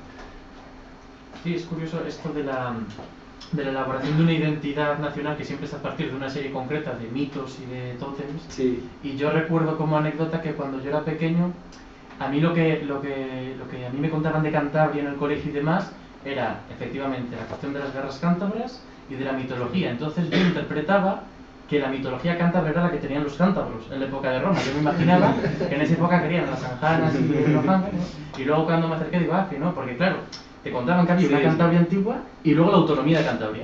El resto era un hueco así de grande. Por eso es interesante lo que dice Javi, que en realidad, aunque no sean hechos propiamente antecedentes del soberanismo, sean movimientos de otro tipo, sí es interesante conocer un poco cosas de otras épocas, de la Edad Moderna, lo de la provincia de Cantabria del siglo XVIII. Eso está olvidadísimo y es una cosa bastante importante. En la Edad Media, a finales de la Edad Media, las luchas que había entre los campesinos contra los señores feudales. Aquí hubo unas guerras entre señores feudales que arrasaban con todo y los campesinos, pues hubo muchísimas revueltas y muchísimas luchas en ese sentido. La defensa de Santander, que vinieron transveranos y vinieron... Claro, en la propia ciudad de Santander se la dieron al marqués de no sé qué y los propios vecinos de la ciudad se alzaron en armas para... porque no querían pertenecer al señor este y tener que pagarle tributos a él y eso, y vinieron de otras villas de Cantabria y de otros lados también a ayudar, por ejemplo. Bueno, al final todo esto sí, son cosas que contribuyen a ir construyendo una identidad en una dirección o en otra. De todas las naciones se construyen sobre referentes existentes en la historia moderna y contemporánea, aquí no los hay. Sí. La mayoría de ellas, por lo menos, no. Sí, no tenemos ningún referente de la época moderna ni contemporánea sobre el que construir algo. Por lo menos, no sé si le tenemos, no, quiero decir que no se conoce, ¿no? Sí, que no se ha divulgado, no se ha... Celebras el 28 de julio. No, que... Pero no está divulgado, la gente no lo conoce. Jolín, oficialmente esta cena era el día oficial del... Sí, pero nadie conoce es verdad que no se explica, es cierto que es triste que no... No se estudia en el colegio, no se estudia en ningún lado. No, y también, la idea también con la charla esta era conocer un poco todo eso también, claro. Como decir, bueno, referentes o ideas interesantes que puede haber en... La gente se pensaba que el 28 de julio se celebraba, pues, yo qué sé, por la autonomía, una cosa muy institucional, no una cosa histórica de que ahí surgiera algo. Yo la que tengo no sabía eso. Es que la identidad cántabra es muy frágil, por su conformación, por el tipo de conformación que tiene, o sea, la conformación contemporánea, digamos, de la identidad cántabra es frágil porque los pilares sobre los que se sientan son relativamente frágiles, en ese sentido. Digo, como en el plano de la construcción como nacional que podemos hacer de Cantabria, pues si la identidad cantabriense se asienta sobre la mitología, sobre la historia de los antiguos cántabros, sobre el Racing y sobre alguna cosa más, pues realmente son como pilares bastante débiles. Luego es verdad que la gente, es un enano con pies de gato, identitariamente, no es un sitio especialmente débil, porque tú luego ves datos de Cantabria en relación a datos de otros sitios, lo que la gente opina sobre su propia identidad, la descripción identitaria, no digo nacional, pero identitaria, su comunidad autónoma en relación al Estado, por ejemplo, y no es un sitio que destaque por tener una identidad baja, pero sí me da la impresión de que tiene unos pilares como que no han sido del todo sólidos, y eso ha sido luego una barrera para desarrollarse posteriormente de una manera como más, para hacer construcción nacional, digamos. Es que una clave, yo creo que la dijiste tú, Sergio, el otro día en la charla esta de Enfocán, creo que lo comentaste, sobre lo de las elecciones, que dijiste que Cantabria tenía la desgracia de ser gobernada por gente que no creía en Cantabria como tal. Es que ya no en un determinado estatuto, ¿no? Que, bueno, a mí eso me puede ser... Pero eso es una lectura muy... indistinta. Porque no es la desgracia, o sea... Quiero decir, la gente, es gobernada porque la gente ha votado a esas personas. Sí, pero porque tapan esa postura. Porque Ignacio Diego a las últimas elecciones se presenta con un eslogan enorme que te pone en las autovías que pone un presidente elegido solo por los cántabros. O sea, que ellos propugnan públicamente la defensa de la autonomía y demás. O sea, Alianza Popular es el único partido. Con la debilidad de la entidad que dice él, o sea, sí, me parece la palabra Cantabria ya bien, pero ya detrás de eso. Pero la postura formal, digamos, de cara al exterior sí que es de defensa de Cantabria, ¿no? En la palabrería, vamos a decir, ¿no? Ellos se presentan a las secciones diciendo. Somos propaganda. Eso es, que lo cántabro vende, quiero decir. Hombre, por no hablar del PRC. Por supuesto. Es que el PRC claro, pero el PRC, por ejemplo, ha sido un partido que ha tenido oportunidad de gobernar durante un montón de años, pero nunca ha querido la Consejería de Cultura o Consejería... Bueno, Cultura, perdón, sí. Nunca ha querido la Consejería de Educación, ¿no? En todos los territorios donde hay nacionalismo, hay regionalismo, cogen la Consejería de Educación para a través de ahí gestionar. Aquí no, aquí les interesa carreteras. Porque nunca han querido la educación. Pero porque ha sido, yo creo que eso, que ha sido como una especie de proyecto que se ha hecho como a medio gas, como una especie de, al principio, como bien todo... Tú cuando ves esto de los años 70, todas las movilizaciones que había, joder, como que dices, de ahí podría haber salido es curioso, porque algo potente. Todos los partidos que estaban en contra, o sea, las movilizaciones fueron bastante mayoritarias para aquella época, incluso para esta, si hay una manifestación de 20.000 personas, pues... Pero luego gobernaron todos los partidos que no estaban ahí. Claro. Entonces, también tiene una lectura bueno, así... sí, pero bueno, que si lo extrapolas a otras cosas, tipo, por ejemplo, la transición en general, ¿no? Ya para todos los aspectos se parece un poco, ¿no? Mucha movilización en la calle y mucho tal, pero luego al final todo queda... No, pero eso fue un efecto de cooptación del PSOE grande, pero es que aquí ni siquiera. Creo que fue un efecto de cooptación de UCD a gente que estuvo en la manifestación. Yo creo que el PRC, si lo hubiera llevado gente como Dios manda, se podría haber hecho muchas cosas, pero ya es el segundo partido en Cantabria. O sea, que eso si lo lleva a haber llevado gente, aunque no sea nacionalista, pero regionalistas de verdad, cantabristas de verdad, no tanto españolismo y tanta chorrada, pues es que se podían haber hecho muchas cosas, pero es que han estado no sé ni a lo que han estado. O sea que... Bueno, porque sí, hay dos cosas interesantes, entrando en profundidad en la transición. Una es el papel de ADIC, que has dicho que fue una organización que se hizo muy importante, pero es que ADIC ha sido, digamos, el tronco del que han surgido todo lo que ha surgido. Hemos hablado del PNC, de ANAC, del PRC, del Concejo. Todas esas organizaciones son, digamos, escisiones o salen del tronco de ADIC, Luego casi todas han acabado en el PRC, porque como sabéis el PNC pues está Bernardo Colsa, toda esta gente que está ahora en el PRC, en ANAC estaba de la Sierra, que hoy en día pues no sé si aspira a suceder a la Revilla incluso, o hay un nombre fuerte. Entonces... Es que ANAC era la organización política de ADIC. Sí, eso es, era ANAC ADIC, y que hay pintadas todavía por ahí. Y el del PNC, ahí por la zona de Pedreña, por donde los puentes y todo, el mítico el americano de ADIC, que tenía una pintura que traía de América que no se borraba y todavía hay por ahí pintada. Lo que pasa es que yo, por lo que he leído, la visión, después de leer esto, que bueno, el libro lo leí hace tiempo, pero ahora lo he vuelto a leer para la charla, la visión que yo, como lo que me he quedado de ahí, que en aquel momento era bastante transversal, en el sentido de que había gente de muchos partidos, mayoritariamente partidos de izquierda, yo que sé, gente te menciono ahí, gente del Partido Comunista, Partido Trabajador, de diferentes organizaciones, luego gente que no tiene una inscripción previa tampoco, y bueno, que era como una especie como de grupo de presión. La teoría que plantea en este libro es que ADIC tuvo mucha fuerza en ese momento porque no estaba institucionalizado el poder todavía. Era un momento como que el poder estaba ahí, que no se sabía muy bien qué iba a pasar. Entonces tenía poder como grupo de presión y podía influir, y por eso tenía muchos socios y por eso había mucha gente allí. En el momento ya que los partidos se instauran en sus poltronas y ya el régimen, digamos, empieza a avanzar, a partir de ahí ya pierde bastante fuerza y ya luego, en mi opinión, pues vinculándose casi como muchos, sobre todo los últimos años, como un apéndice, tristemente, como un apéndice del PRC, por lo menos en bastantes cosas que han hecho. Sí, bueno, se estaba pensando hasta lo que ha dicho del Racing Paulo de la identidad de Cantabria, hasta las juventudes verde y blancas se reunían en ADIC, quiero decir que todo giraba un poco en torno a ADIC, socialmente. Su fundador era Bernardo Colsa. Y la segunda cosa que quería plantear es que en la universidad, que como sabéis no cuesta un poco que asuman ciertas cosas, decían, bueno, pero es que la autonomía como que nos vino dada, ¿no? Y claro, les dices, pero si la movilización popular, no una de las principales, solo quiero, la principal movilización popular de la transición política en Cantabria fue la por la autonomía, la de 20.000 personas. Y te dicen, como para hacerlo de menos, te dicen, ya bueno, pero es que digamos que el hecho del autogobierno de Cantabria en la transición consigue vehicular toda una serie, como comentabas tú antes, de movilizaciones y claro, o sea, eso no es un pero, a mí me parece un pro, o sea, era que el eje que conseguía aglutinar a toda la oposición al franquismo y a toda la defensa de un nuevo tal, fue el hecho autonómico, también porque se hacía en oposición al franquismo, ¿no? Porque el franquismo era la España una, tal, la eliminación de toda la variedad cultural y demás, y entonces en esos años finales de los 70, principios de los 80, el hecho del autogobierno de Cantabria fue el hecho aglutinador de la izquierda en Cantabria. Claro, pero es que en realidad... ¿Hasta qué punto, comparemos... hasta qué punto eso es cierto? Porque yo solo me estoy enterando ahora. Estás corriendo mucho, estás dando unos valores a DIC. No estoy hablando de DIC, estoy hablando del PTE, la ORT... Sí, pero eso no tiene nada que ver ni con el nacionalismo cántabro ni con la DIC. Pues lee los documentos del PTE y de la ORT en los años 80, porque tienen bastante que ver. De hecho, en el Frente a Rechazar el Estatuto, que plantea una nacionalidad de Cantabria y demás, suscriben la PTE, la ORT, la Joven Guardia Roja, las Juventudes Maoístas, todas esas organizaciones están firmando sus documentos. No lo digo yo, vamos, son sus siglas que están ahí suscribiendo esos documentos. Y de hecho, como digo, la movilización popular más mayoritaria de la época es esa de 20.000 personas y es por la autonomía de Cantabria, es decir, no se manifestaban. En este caso era por eso, o sea que fue el hecho, ya digo, no por el hecho de, sino que fue como una cosa que vertebró a muchísimas sensibilidades y muchísimas reivindicaciones de todo tipo, se vehicularon a través de ese cauce de la reivindicación de la autonomía, porque se veía además como muy en oposición a todo lo que venía del centralismo franquista. ¿Puedes poner la lista de partidos que suscriben lo del Frente Rechazo? Lo tienes por ahí, porque me parece que me lo estoy inventando yo, pero...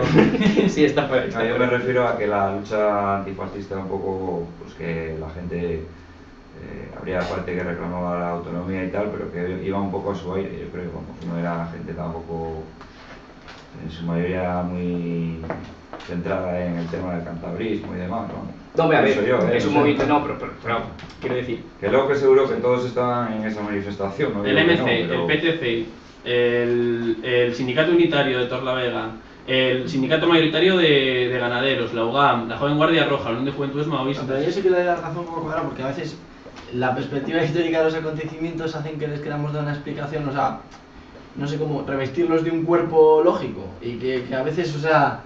Tú coges ahora una manifestación por una cosa concreta, y no te digo que no sea uno de los articuladores de la manifestación, pero que es verdad que ahí había mucha gente que seguramente, o sea, pues era autonomista y punto, estaba en contra de no sé qué, dijo, pues que se jodan y voy a ir por otra. O sea, que sí, que yo estaba en el 15M y no soy ciudadanista, pero el hecho es que el ciudadanismo vertebró todo eso en esta época, ¿no? Eso es lo que está vertebrando el ciudadanismo.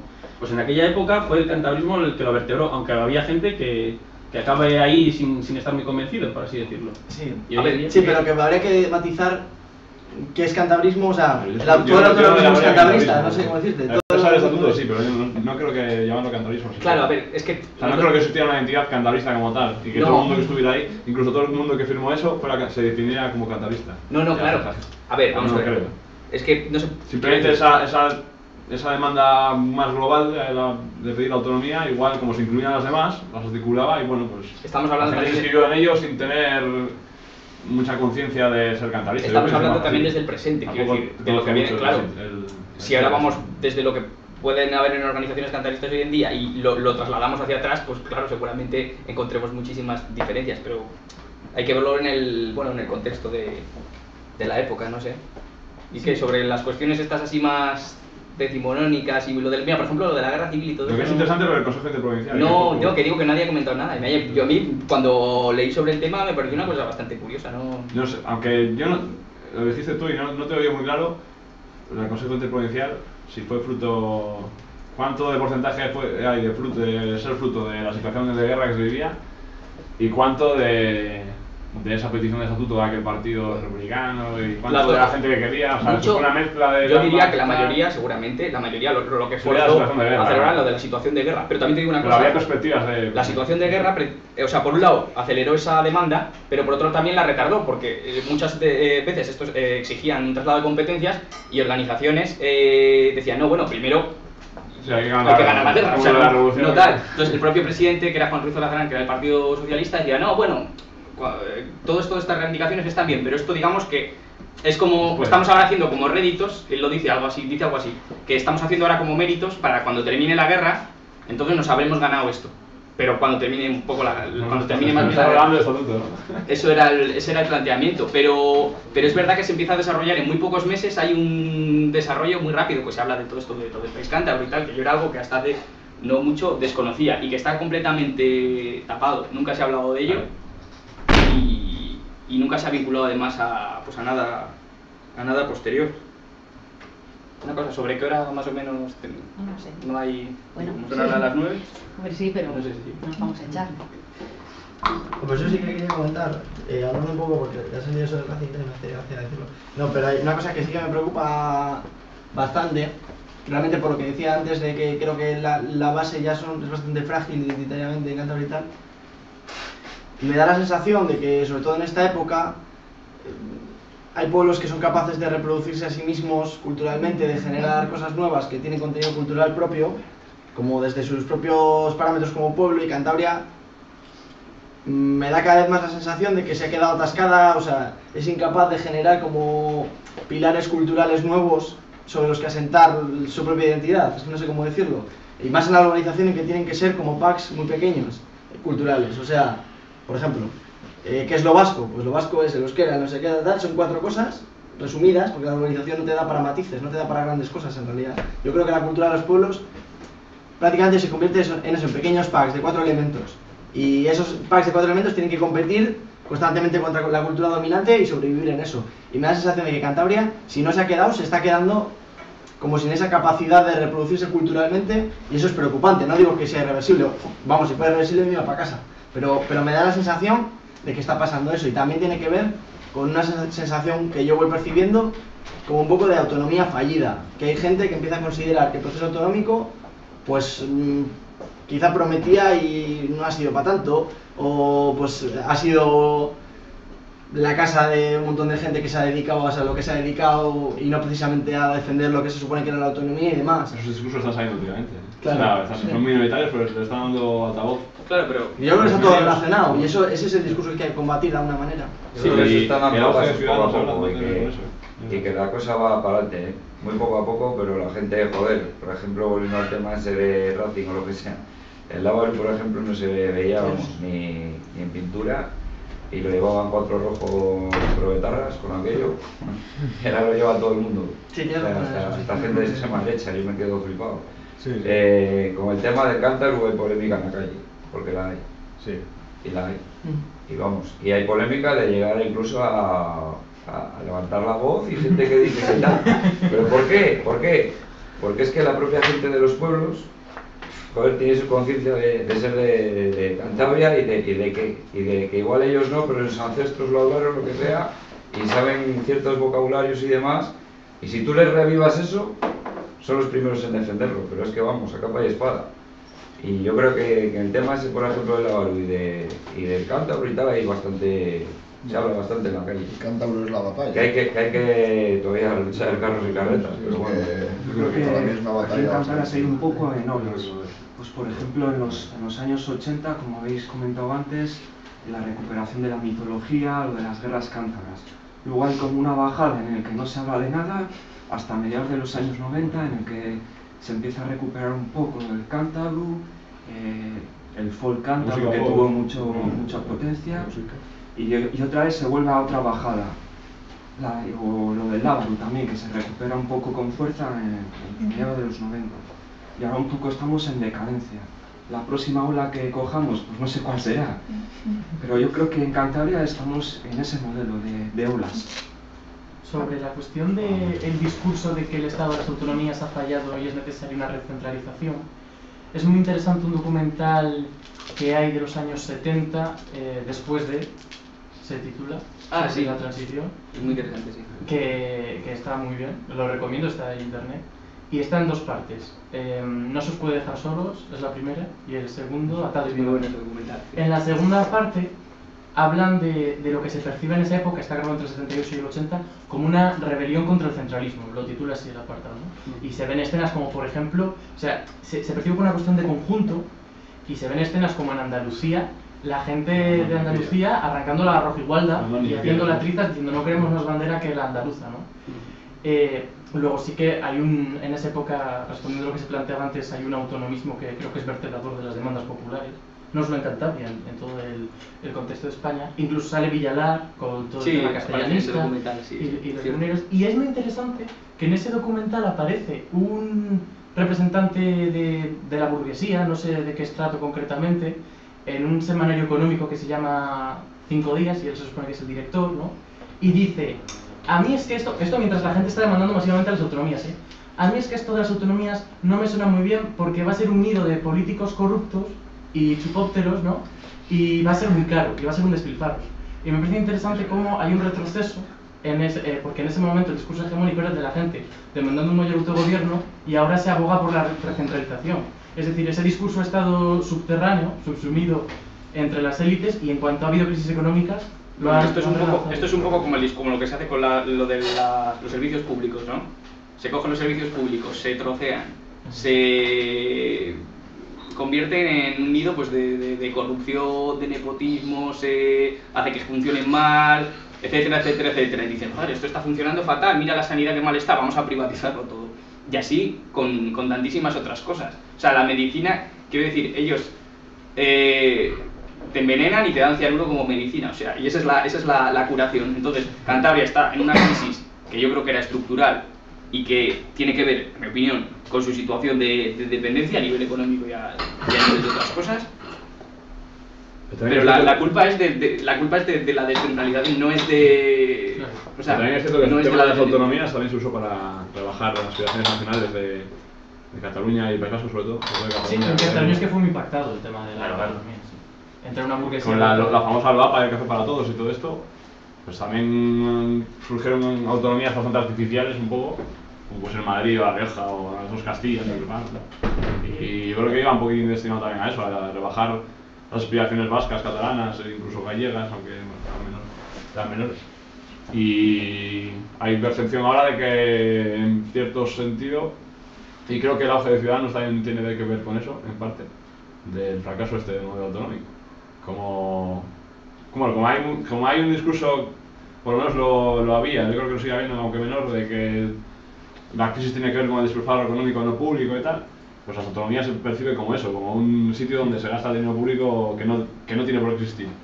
Y entonces hay sitios en donde se está empezando a ver como negativo. Yo creo que en Cantabria todavía no está pasando tanto eso, no sé, ahora datos me faltan, pero hay otros lugares donde sí, y el peligro es que aquí empieza a pasar. No, pero claro, la cuestión es que, quiero decir, o sea, ese discurso, el diagnóstico que hace, es cierto, pero es falaz, quiero decir, porque todo, para empezar... Es falaz, pero quiero decir que cuando, ya sabes, que un discurso que sea falso, si se percibe como cierto... No, es cierto. ¿De qué forma el que La Rioja tenga autonomía rebaja la autonomía vasca o gallega? O sea, no lo entiendo yo. Es que eso se dice mucho, pero la ley de ALBAPA que hicieron en el sentido de un poquitín todos iguales. Aunque hay autonomías que tienen unas competencias más que otras, pero sí que no sé, en el sentido de hacer, venga, todos tenéis un poquitín de competencias, marco descentralizado, pero estos, claro, los que piden más, que se acoplen un poquitín más a estos y vamos todos juntos para adelante. Es decir, un poquitín así, yo creo, para evitar hacer un estado más de corte federalista. O más como en Italia, que hay unas autonomías y el resto que depende del centralismo. Que había gente que estaba en pos de eso. Yo soy de la opinión de que España, si se quiere un estado federal, tiene que ser asimétrico. Sí. Pero sí que, bueno, lo decías, las encuestas de opinión, en los últimos barómetros autonómicos en Cantabria sí se ve que cada vez hay más, empieza a ser más gente la que quiere menos autogobierno que la que quiere más autogobierno. Y eso no pasaba hace unos años, tiene que ver con la situación económica, pero tiene que ver con más cosas. Yo pienso que tiene que ver también con que gobierna el payaso que gobierna ahora. Y influyen más cosas también. Pero bueno, que ha gobernado antes, a la gente le cabrea que el tío sea el presidente. O sea, yo creo que eso también cabrea. Hombre, también el que ha gobernado antes, bueno, Revilla, sí, pero bueno, es un payaso. Dando mucha imagen ha dado mucha imagen como que lo cántabro es lo paleto y demás, y eso yo creo que nos damos nosotros una mala imagen. O sea, es que eso es cierto, es que muchas veces cuando se reivindica lo cántabro, sí que es cierto que muchas veces he percibido una diferencia entre lo cántabro por ejemplo, de gente pues, que tiene más planteamientos medios y tal, y el cántabro más regionalista, que como tú dices es ese cántabro más rural, más... Pues pero si se han traído de él en todo el estado. Y el cántabro, y evidentemente Cantabria no es solo eso, también hay una cultura urbana, una cultura, o incluso dentro de la cultura rural, cosas no tan de tío Nori. Pero yo no estoy a favor de Revilla ni de coña, pero sí que está claro que ese tío no quiere pertenecer a Castilla. No, nadie ha dicho eso. Nadie ha dicho eso. Región, pero solo que, bueno, a su manera, pero la cuestión, viva Cantabria, viva España. Pero la cuestión no es tampoco decir, bueno, sé que nadie lo está diciendo, pero puede dar esa impresión, sé que ninguno lo estáis pensando, de decir, bueno, vamos a defender el Estado, lo que hay, no, vamos a hacer bandera de lo de la autonomía. Me imagino que nuestro planteamiento tiene que ser decir, bueno, quizá la situación en la que está sometida Cantabria es eso, es por la dependencia, por la falta de capacidad de decidir, y porque al final es que en realidad ha sido una especie de autonomía medio abortada, en realidad, la autonomía de Cantabria, porque es de las más bajas, gobernada por gente, pues eso, que no creen realmente en ello, en medio de... Son dos motivos. Uno, no hay herramientas de verdad de autogobierno, porque es de segunda, y dos, las herramientas que tenemos son seguidoras de lo que manda Madrid, es decir, por ejemplo, lo de la sanidad universal, ¿no? Que hay autonomías que dijeron, bueno, pues nos rebelamos ante la medida de Madrid y aquí pues seguimos atendiendo a los inmigrantes sin papeles, o en educación, pues desobedecemos a la ley Wert. Es que aquí es seguidismo total con respecto a lo de Madrid. Entonces, claro, o sea, si además de tener poca autonomía, luego lo que tienes, lo que haces, es decir, es iguana, pues entonces, claro, la gente dice, pues ¿para qué, no? Pero yo no, igual tomo muy por tonta a la gente, perdonad, pero yo no creo que sea tanto por esas cuestiones como por el hecho de que se da un discurso desde los medios reiterativo de que la culpa de la crisis es de las autonomías y los coches oficiales, y la gente reproduce muchísimo ese discurso, ¿eh? Ya, pero la gente de los casos de corrupción aquí, por ejemplo, pues es que salen, que tampoco son muchas, pero va saliendo gente, salía del GSF, no sé qué, y la gente dice, joder, pues es un altavoz. Pues hay nada de corrupción aquí comparado con el País Valenciano, por ejemplo. Se va al balneario, joder, se va al balneario. Con esa mierda solo, la gente ya dice, le estamos pagando al balneario. Pero por población somos es la segunda comunidad autónoma con más importación. Y entonces la gente que dice, vamos a abolir los ayuntamientos y vamos a volver a los concejos, porque más corrupción que los ayuntamientos... Por el tema de la corrupción, la gente estaría, te digo, mucha gente a favor de quitarle competencias a los ayuntamientos. Por el tema de la corrupción. Por eso. Pero no de ese discurso, no se construye ese discurso. Claro, pero es que la gente no solo raciona, es decir, no ve a Ignacio Diego en el balneario pagando tal. A ver, tú le puedes presentar eso y a partir de ahí más o menos los medios o quien puede lo va modelando hacia donde quiere. Claro. Si nosotros tenemos más poder, evidentemente lo llevaríamos más a un terreno más anticapitalista, pero claro, los medios lo llevan más a no, esto es culpa de las autonomías, de que les da demasiada libertad a los políticos para corromperse. Pero mientras te dicen eso, perpetúan las diputaciones provinciales, que salvo pequeñas excepciones no tienen ningún sentido. Por ejemplo, sí que es un nido de gasto ridículo. Bueno, los propios ayuntamientos en Cantabria, cómo funcionan, lo del tema de cargarse las juntas vecinales y las entidades locales menores. Los consejeros.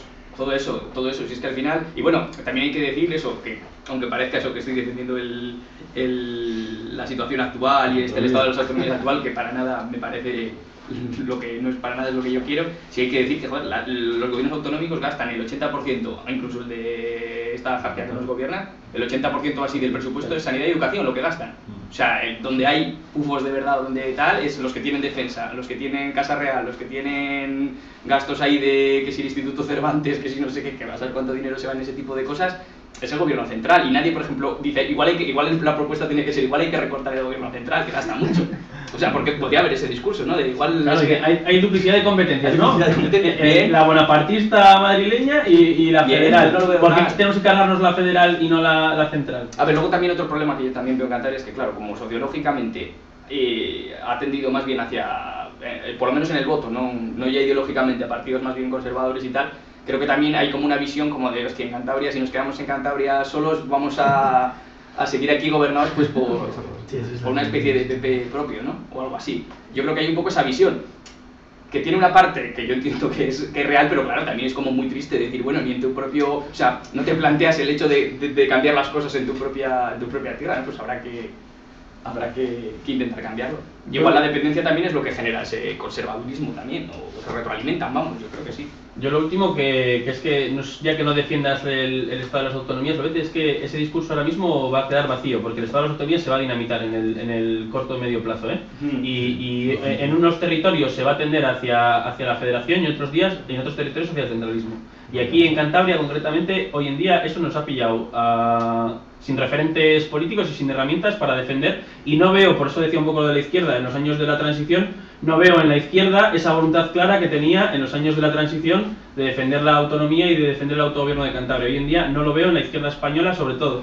Y la izquierda cántabra, que en aquellos años se estaba construyendo, pues hoy en día tampoco está muy boyante. Entonces estamos sin referentes para plantear la batalla en ese sentido. Porque en aquellos años también la UCD se le obligó a la gente. O sea, ellos eran partidarios de las no autonomías, o de si tenía que haber autonomía, pues anexionados a Castilla. Y lo que hubo fue un viraje dentro de la UCD porque daba votos defender la autonomía de Cantabria. El PSOE, de Jaime Blanco, era al contrario de la autonomía de Cantabria. Hubo dentro del PSOE una batalla para virar al que luego ha sido el único del PSOE que ha gobernado Cantabria, virarle hacia el autonomismo porque él era contrario también. O sea, fueron batallas que hubo que dar y que hoy en día no veo guerreros en ese sentido. No sé si lo digo así. Y es una batalla que se va a dar en el corto plazo, y que estamos sin armamento. Pues sí. Pero bueno, ¿alguien dice algo así más optimista para acabar? Ir acabando. No, pero a mí me hace gracia, y no sé si es optimista o no, pero que estamos hablando de autonomía, que estamos hablando de gente que no votamos cuando se hizo el estatuto. Sí, sí. Y precisamente la gente que estaba en la época de las manifestaciones del estatuto, yo la hago hechas a y culebras por la boca. O sea, bueno, hay quien no, pero hay gente que alucina. Y esa sensación como de autonomía fallida que nosotros no tenemos, pues yo creo que es una virtud no habernos tragado eso, pero que también quiere decir algo. Yo creo que se han vivido un proceso que quizá esperaban otra cosa de la autonomía.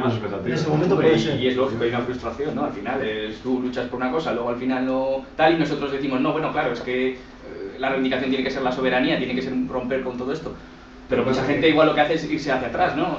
Es como tú apoyas un determinado proceso de cambio, de transformación social. Es que no tiene cosa que igual pensaban, perdona, que era una... Tiene sentido. Esto iba a ser aquí gobernados ya por tener la autonomía, gobernados por una supuesta izquierda, llámese PSOE o algo así, y luego han visto que no, y es cuando ya pues están desencantados, yo creo, por eso, más que por otra cosa. Es la misma gente que votó la Constitución Española, el sí. ¿No? Cuando nos vimos una charla con Gruber contra la Constitución Española y dijo, bueno, es que yo hace unos años estaba votando a favor de la Constitución Española. Claro, hay que tener todas las circunstancias y todo. Y nada, yo creo que ya podemos igual... Bueno, solo damos las gracias y... Nada, a vosotros por todo. Bueno, que no es una cuestión de cortaros, que me parece el debate súper interesante, pero sí, bueno, si os parece dejarlo aquí... Sí, no, por eso que... ¿Vale? Bueno, gracias, chicos. Nada, a ti.